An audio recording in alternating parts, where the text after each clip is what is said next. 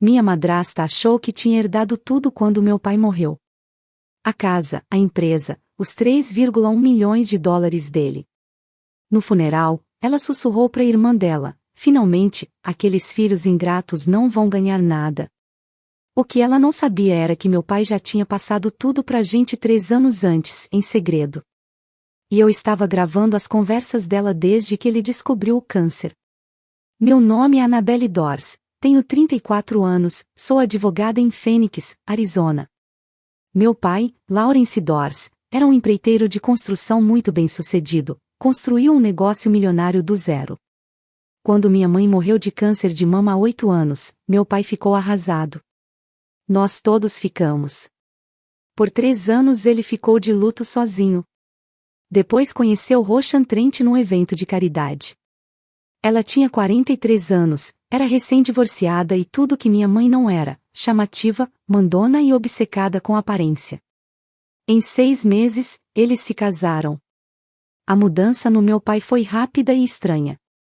Roshan começou a afastar ele dos filhos aos poucos. Os jantares em família ficaram raros. As conversas de trabalho, que antes incluíam a gente, de repente ficaram complicadas demais para ele explicar. Roshan sempre ficava por perto nas visitas, mudando de assunto quando era algo importante. Ela dizia: seu pai precisa aproveitar a vida agora. Ficar falando de negócio só estressa ele. Meus irmãos também sentiram isso. Clary, minha irmã de 32 anos, que cuidava da contabilidade, foi sendo deixada de lado. Jonas, meu irmão de 29, que era gerente de obras, começou a ter tudo o que fazia questionado. Mesmo assim, respeitamos a escolha do pai. Roshan deixava ele feliz de um jeito que a gente não conseguia depois da morte da nossa mãe. Se era isso que ele queria, a gente aceitava. Tudo mudou quando ele descobriu o câncer no pâncreas em janeiro de 2021. Foi um choque, mas não foi uma surpresa total, ele já estava magro e sem energia há meses. O médico deu de 12 a 18 meses de vida com tratamento pesado. Na hora, Roshan se colocou como cuidadora principal e começou a controlar nossas visitas. Dizia: o médico falou que ele não pode ter estresse. Se a gente queria visitar, tinha que marcar com ela. Ligações de trabalho eram bloqueadas. Até os amigos de muitos anos não conseguiam mais falar com ele direto. Parecia errado, mas discutir com uma esposa em luto parecia crueldade. Meu pai sempre foi muito independente. Se ele queria Roshan cuidando de tudo, era escolha dele. Mas minhas desconfianças aumentaram numa visita em março de 2021. Meu pai parecia confuso quando eu falei de uma conversa que a gente tinha tido na semana anterior. Não lembro de ter falado com você semana passada, ele disse, parecendo mesmo perdido. Roshan logo se meteu: os remédios afetam a memória dele, Annabelle. Os médicos avisaram. Mas a confusão do pai parecia estranha. Ele lembrava de detalhes do trabalho direitinho, mas não lembrava de conversas recentes com a família. Parecia que alguém estava controlando o que ele lembrava e o que chegava até ele. Eu decidi anotar tudo. Como advogada, eu sabia que prova é tudo. Comecei a gravar as ligações com meu pai e com a Roshan, usando um aplicativo que vale como prova na Justiça do Arizona. Também anotava datas, horários e quem estava junto em cada encontro. No começo, não achei nada claramente suspeito. Roshan cuidava bem dele. O tratamento médico estava certo. Mas com o tempo, fui vendo coisas estranhas. Roshan marcava nossas visitas quando meu pai estava mais cansado, logo depois da quimioterapia ou quando tinha tomado remédio forte para dor. Ela respondia perguntas que eram para ele e vivia corrigindo o que ele dizia. O pior foi quando ela começou a falar do patrimônio do pai como se fosse tudo dela. Dizia nas reuniões de família: quando seu pai morrer, eu vou ter que ver o que faço com a empresa. É muito peso para uma mulher da minha idade. Ela nunca falava claramente que ia ficar com tudo, mas deixava no ar o tempo todo. Roshan falava como se fosse óbvio que a empresa, os imóveis e os investimentos iam passar para ela só por ser viúva. Em junho de 2021, tive uma conversa com meu pai que mudou tudo. Eu estava visitando ele sozinha. Roshan tinha saído pro clube do livro quando meu pai pareceu mais lúcido do que há meses. Annabelle, ele disse, olhando para os lados para ver se estávamos sozinhos. Preciso te contar uma coisa importante. Ele contou que 3 anos antes, em 2018, tinha criado um fundo, um trust, que não podia ser mudado, colocando os 3 filhos como herdeiros. Todos os bens, grandes empresa, imóveis, contas de investimento estavam nesse fundo. Eu sabia que a Roshan casou comigo pelo dinheiro, ele falou baixinho. Eu não sou burro. Mas ela me deixou feliz depois que sua mãe morreu, e isso valia alguma coisa. Só que eu garanti que vocês estariam protegidos. Quem cuidava do fundo era o advogado de confiança do pai, Gregory Mann, que tinha ordem de não contar nada até depois da morte dele. Roshan não sabia de nada. Ela acha que vai ficar com tudo, meu pai continuou. Deixa ela achar. Assim ela cuida de mim direito. Mas quando eu morrer, ela vai ver que ser minha viúva não dá fortuna nenhuma. Meu pai planejou isso por anos.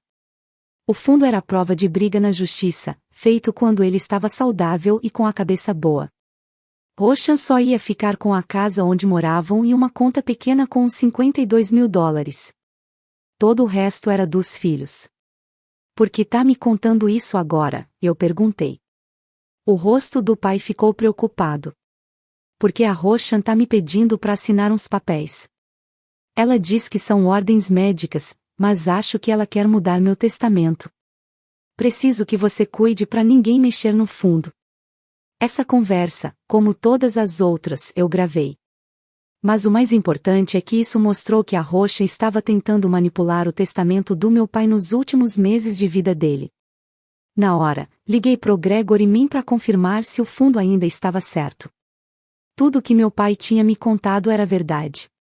O fundo não podia ser mudado e tinha sido feito direitinho. Roshan não tinha nenhum direito legal sobre o que estava lá. Mas o Gregory também confirmou meu maior medo. A Roshan está ligando toda hora aqui pro escritório, ele disse. Ela quer ver o testamento do seu pai e vive perguntando sobre o dinheiro dele. Ela acha que tem direito de saber tudo. Gregory não contou nada para ela, porque advogado não pode quebrar o sigilo. Mas dava para ver que a Roshan estava armando alguma coisa. Então decidi aumentar minha vigilância. A partir de julho de 2021, comecei a gravar tudo com a Roshan também, não só as conversas com meu pai. No Arizona, só uma pessoa precisa autorizar a gravação, então era tudo legal. O que descobri foi assustador. Roshan falava de outro jeito quando achava que meu pai não ouvia. Reclamava muito dos filhos dele, falava mal do tratamento médico e, o pior, fazia planos detalhados de como gastar a herança. Num dos áudios, ela contou para a irmã que queria vender a empresa do pai e viajar para a Europa. Eu mereço esse dinheiro, ela disse. 5 anos aturando esses filhos mimados e agora esse câncer. Eu mereço cada centavo. Outra gravação me arrepiou. Ela estava falando do estado do meu pai. Para ser sincera, queria que isso acabasse logo. Tá demorando demais e eu tô exausta. Quanto mais rápido ele for, mais rápido eu começo minha vida de verdade. Aquilo não era coisa que uma esposa triste diria. Era alguém só esperando a hora de ganhar dinheiro. Mas a prova mais pesada veio em setembro, 2 meses antes do pai morrer. Roshan achou que ele estava dormindo e ligou para alguém chamado Trevor. Eu estava na casa, saí para atender uma ligação de trabalho e ouvi a voz dela pela janela. Ele tá desconfiado. Fica perguntando dos papéis que quero que ele assine. Talvez seja melhor esperar ele estar mais dopado. Ela ficou ouvindo e depois disse, eu sei que é arriscado, mas são quase $3,1 milhões.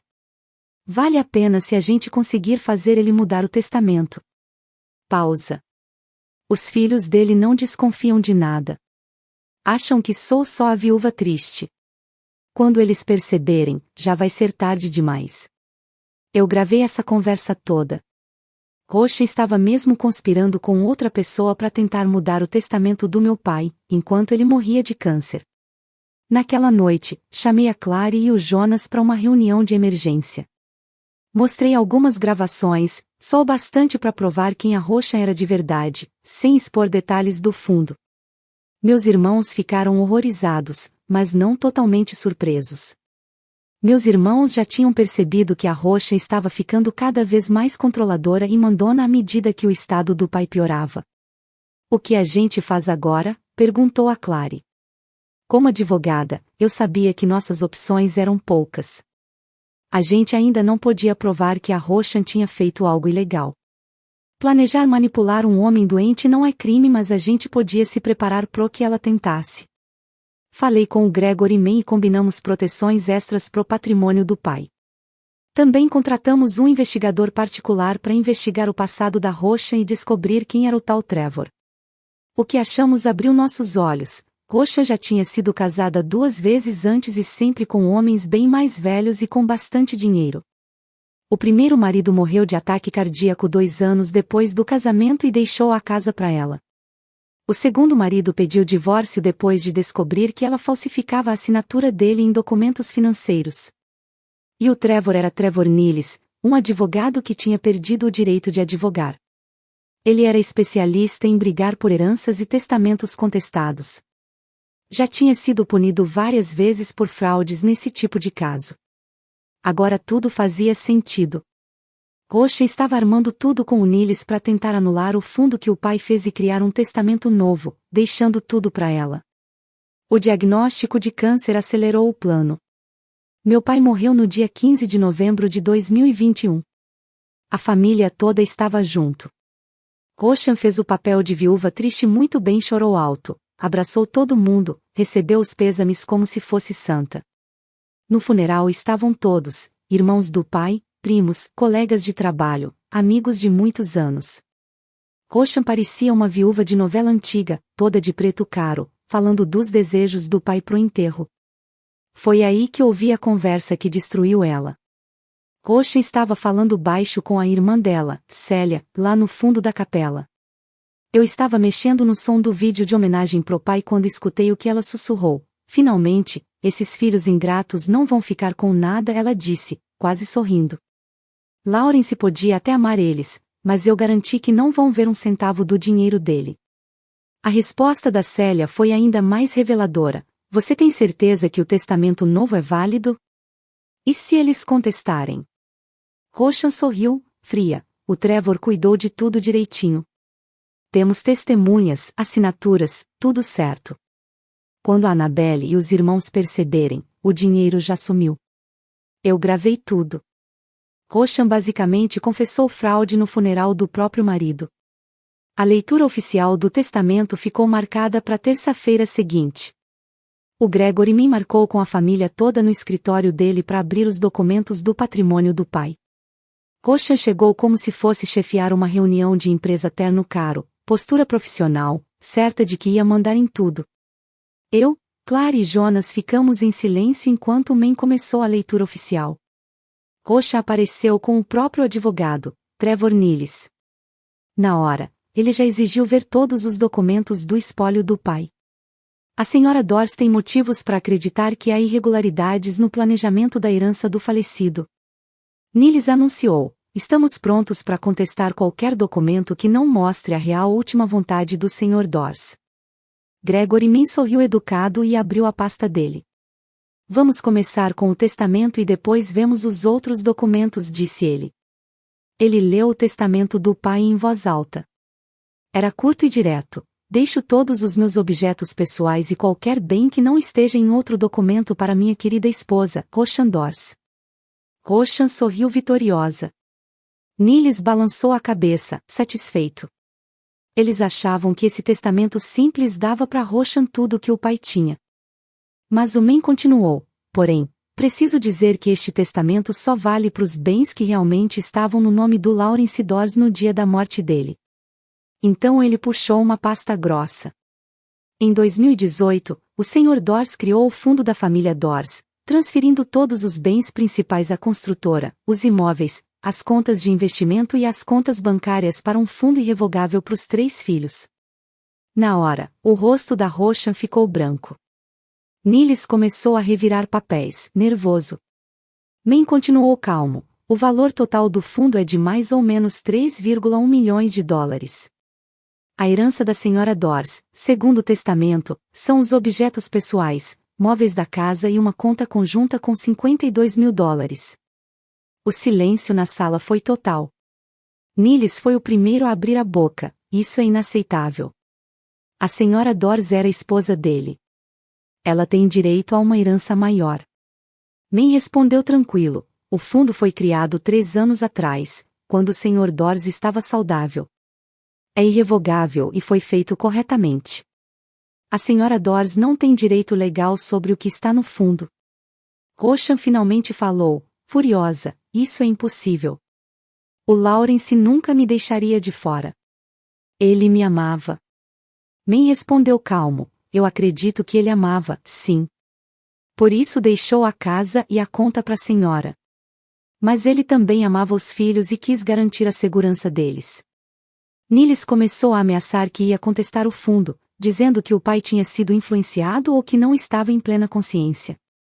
Mas o Men já estava pronto para isso. Preciso dizer também que a Sra. Annabelle Dors me deu gravações de conversas, mostrando que pode ter havido tentativas de manipular o testamento do Sr. Dors na doença dele. Eu peguei meu celular e dei play na gravação da conversa da Rocha no funeral. A voz dela encheu a sala. Finalmente, esses filhos ingratos não vão ficar com nada. Eu garanti que não vão ver um centavo.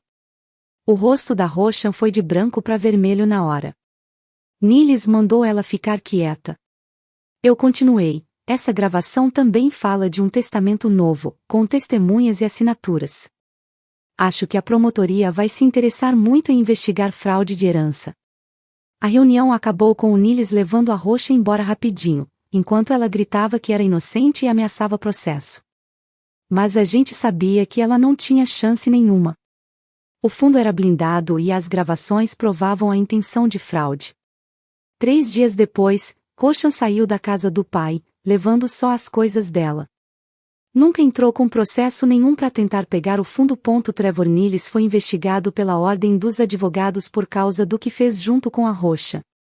Mesmo sem provas de que ele falsificou documentos, o envolvimento dele no golpe fez ele perder os poucos clientes que ainda tinha. 6 meses depois do funeral do pai, soubemos que a Rocha tinha se mudado para Nápoles, na Flórida, e já tinha se casado de novo, dessa vez com outro viúvo rico, de 78 anos. O fundo da família Dors distribuiu tudo do jeito que o pai planejou. A Clary ficou responsável pela construtora. O Jonas continuou tocando as obras. E eu cuidei da parte jurídica e financeira de Fênix. Mantivemos a empresa do pai do jeito que ele queria. Também usamos parte da herança para criar uma bolsa de estudos em nome da mãe e do pai, ajudando jovens de famílias trabalhadoras que querem fazer faculdade de administração. Quando penso em tudo, vejo como o pai foi sábio.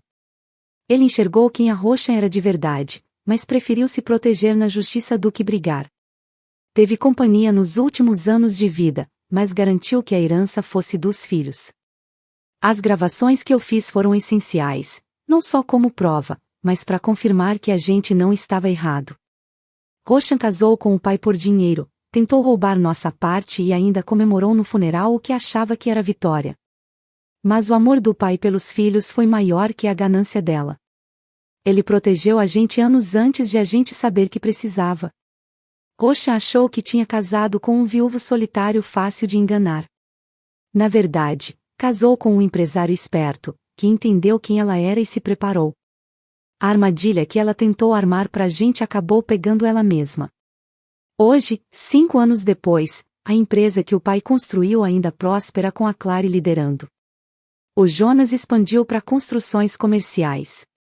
E eu abri meu próprio escritório de advocacia, especializado em planejamento de herança e defesa de idosos. A gente aprendeu que proteger a família precisa de amor e estratégia.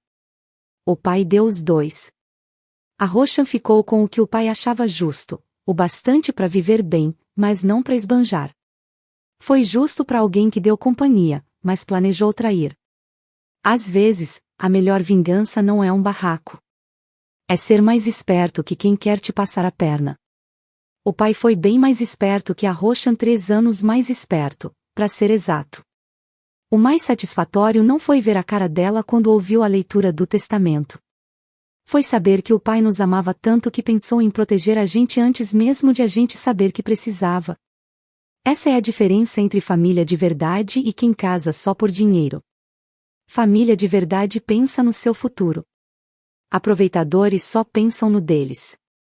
O pai sabia a diferença e fez questão de ensinar isso pra gente.